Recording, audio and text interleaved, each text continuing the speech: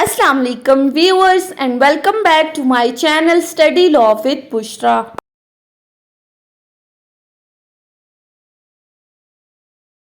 So we were discussing Contract Act 1872. We have discussed up till section 62. In this video we are going to start from section 63 of Contract Act.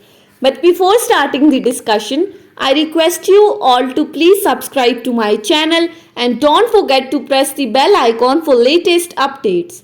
Do share this video with your friends and don't forget to comment your feedback.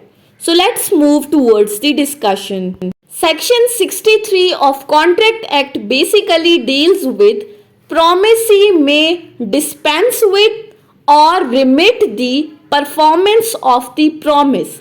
अब section 63 का title देखें तो इसमें दो words use हुए हैं, dispense with और remit. अब इनका क्या मतलब है? अब इस सेक्शन में कहा गया है कि जो हमारा प्रोमिसी है, प्रोमिसी कौन है? A person to whom a promise is made, जिसके साथ एक वादा किया गया है। अगर तो ये प्रोमिसी डिस्पेंस विद यानी एग्जेम्प्ट कर देता है या रिमिट कर देता है, माफ कर देता है, किस चीज को? परफॉर्मेंस ऑफ द प्रॉमिस को, या फिर उसको वेव ऑफ कर देता है, यानी कि वो प्रॉमिसर से उसका राइट वेव ऑफ कर देता है। अब वो उसको एग्जेम्प्ट कर रहा है कि वो कॉन्ट्रैक्ट को परफॉर्म ना करे, तो ऐसी सिचुएशन में क्या होगा? सेक्शन 63 कहता है every promisee may dispense with or remit wholly or in part the performance of the promise made to him, or may extend the time for such performance, or may accept instead of it any satisfaction which he thinks fit. Section 63 कहता है कि हर जो promisee in the contract है वो चाहे तो प्रोमिसोर को exempt कर सकता है या उसका राइट वेव ऑफ कर सकता है पूरे के पूरे प्रॉमिस को या उसके कुछ हिस्से को, या फिर सेकेंडली वो परफॉर्मेंस ऑफ द प्रॉमिस के टाइम पीरियड को एक्सटेंड कर लेता है। वो टाइम जो कॉन्ट्रैक्ट में लिखा गया है उससे ज्यादा टाइम भी प्रोवाइड कर सकता है for the performance of the promise. या तीसरी चीज, accept instead of it any satisfaction, यानी कि जो प्रॉमिस पूरा करना है उसके अलावा अगर वो अपनी सेटिस्फेक्शन के लिए कोई चीज एक्सेप्ट कर देता है तो वो कर सकता है। अब पहली चीज थी रिमिट और वेव ऑफ। इसको हम एक एग्जांपल से स्टडी करते हैं। फॉर एग्जांपल दो पार्टीज हैं ए और बी। ए बी को प्रॉमिस करता है that I will paint a picture for you. Now B is promisee in this case. B क्या करता है? बाद में उसे रोक देता है पिक्चर पेंट करने से। तो अब ए जो हमारा प्रोमिसोर है, he is no longer bound to perform this promise of painting a picture for B. क्यों? बी ने खुद उसको एग्जेम्प्ट कर दिया है, उसको रोक दिया है पिक्चर पेंट करने से। तो यहाँ प्रोमिसोर लायबल नहीं होगा non performance of the contract के लिए, क्योंकि नॉन परफॉर्मेंस किसके पार्ट पर हो रही है? प्रोमिसी के पार्ट पे। सेकेंड हमने डिस्कस किया extend the time for such performance. अब इसी एग्जाम्पल को ले लेते हैं। लेट सपोज कि ए और बी के दरमियान जो कॉन्ट्रैक्ट हुआ था पिक्चर पेंट करने का, उसके लिए बी ने उसे कहा था कि तुम 1 वीक में मुझे पिक्चर पेंट करके दो।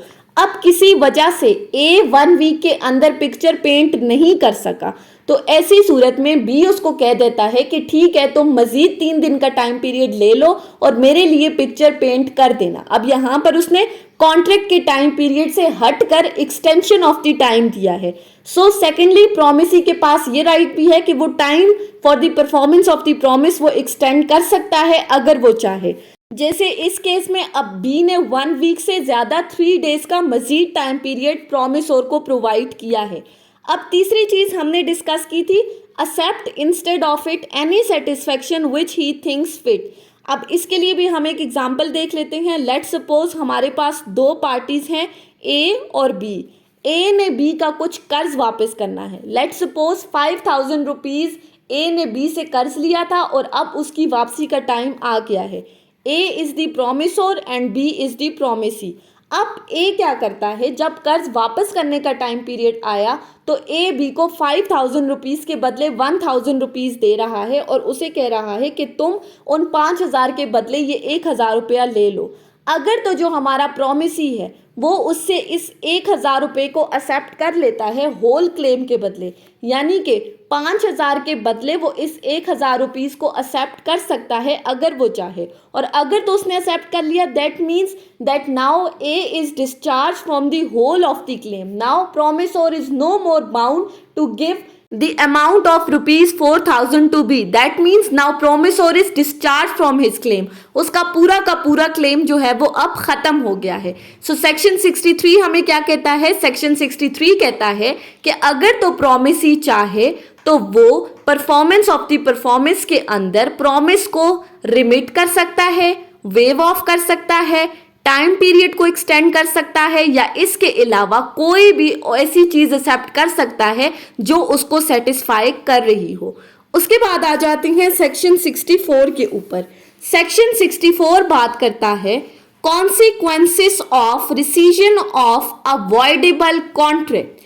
अब इस सेक्शन के टाइटल को देखें तो सेक्शन क्या कहता है कि अगर तो कोई कॉन्ट्रैक्ट वॉइडेबल हो जाता है, किसी पार्टी के ऑप्शन पे अ कॉन्ट्रैक्ट इज वॉइडेबल, और वो पार्टी अगर उस कॉन्ट्रैक्ट को रिसाइन कर देती है, कैंसिल कर देती है, तो उसके क्या कॉन्सिक्वेंसेस होंगे। Section states that when a person at whose option a contract is voidable rescind it, the other party thereto not need to perform any promise therein contained in which he is the promisor। पहली बात कि अगर तो contract voidable हो गया तो ऐसी सूरत में प्रॉमिसोर लायबल नहीं है कि वो कॉन्ट्रैक्ट को परफॉर्म करे। जिसके पार्ट पे कॉन्ट्रैक्ट वॉइडेबल हुआ उसने उसको कैंसिल कर दिया। Now promisor is not bound to perform that promise. Secondly, the party rescinding a voidable contract shall, if he have received any benefit from the another party, restore such benefit to the person from whom it was received। Secondly, जिस party के part पे, जिसके option पे ये contract voidable हुआ था, अगर तो उसने दूसरी पार्टी से किसी भी तरह का कोई बेनिफिट लिया है, कोई एडवांटेज लिया है, तो वो उसको रिस्टोर करेगी। मीन्स टू से कि वो उसको प्रॉमिसोर को रिटर्न करेगी। हम एग्जाम्पल से स्टडी कर लेते हैं तो इजीली समझ में आ जाएगा। लेट्स सपोज हमारे पास दो पार्टीज हैं, ए और बी। ए और बी ने आपस में कॉन्ट्रैक्ट किया है। A is the promisor and B is the promisee. अब ए और बी के दरमियान कॉन्ट्रैक्ट किया हुआ है कंस्ट्रक्शन ऑफ द हाउस का। ए ने बी को कहा that I will construct a house for you. अब ये इनके दरमियान कॉन्ट्रैक्ट हो गया था, और बी ने ए को कहा था कि मैं तुम्हें मटेरियल प्रोवाइड करूंगा और साथ ही साथ कंस्ट्रक्शन ऑफ द हाउस के लिए कुछ एडवांस मनी भी पे करूंगा। अब मटेरियल तो बी ने ए को प्रोवाइड कर लिया, लेकिन एडवांस मनी उसने उसे प्रोवाइड नहीं की। सो कॉन्ट्रैक्ट क्या हो गया? वो बी के पार्ट पे वॉइडेबल हो गया। अब वो चाहे तो इस कॉन्ट्रैक्ट को खत्म कर सकता है। इस केस में भी क्या हुआ कि वॉइडेबिलिटी ऑफ कॉन्ट्रैक्ट का ऑप्शन किसके पास आ गया? पार्टी बी के पास। तो हमने क्या पढ़ा है कि जिस पार्टी के ऑप्शन पे कॉन्ट्रैक्ट वॉइडेबल हो गया, वो चाहे तो इस कॉन्ट्रैक्ट को रिसाइन कर सकता है। सो इस सिचुएशन में भी बी ने इस कॉन्ट्रैक्ट को रिसाइन कर दिया, दैट मीन्स उसने कैंसिल कर दिया। अब जब कॉन्ट्रैक्ट कैंसिल हो गया तो पहला नतीजा क्या निकलेगा कि जो प्रॉमिसोर है, जो ए है, he is not bound to perform the promise. और सेकेंडली, जो बी है, जिसके पार्ट पे कॉन्ट्रैक्ट वॉइडेबल हुआ था, अगर उसने कोई बेनिफिट लिया है तो वो उसे वापस करेगा प्रॉमिसोर को। जस्ट लाइक कि उसे मटेरियल प्रोवाइड किया गया था, तो उसके लिए जरूरी है कि वो इस मटेरियल को वापस करेगा इस कॉन्ट्रैक्ट के रियल ऑनर को, जो प्रॉमिसोर है।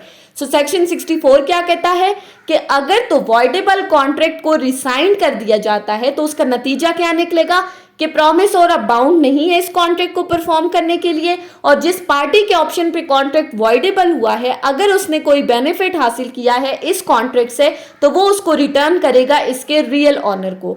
सो ये थी हमारी आज की डिस्कशन सेक्शन 63 और सेक्शन 64 के ऊपर। आई होप कि आपको ये लेक्चर समझ में आया होगा अगर आपने इस वीडियो को अटेंटिवली सुना है तो। अगर आपको ये वीडियो अच्छी लगी है तो इस वीडियो को लाइक करें, कमेंट करें और चैनल को जरूर सब्सक्राइब करें। Thank you so much for watching this video. Till then, Allah Hafiz.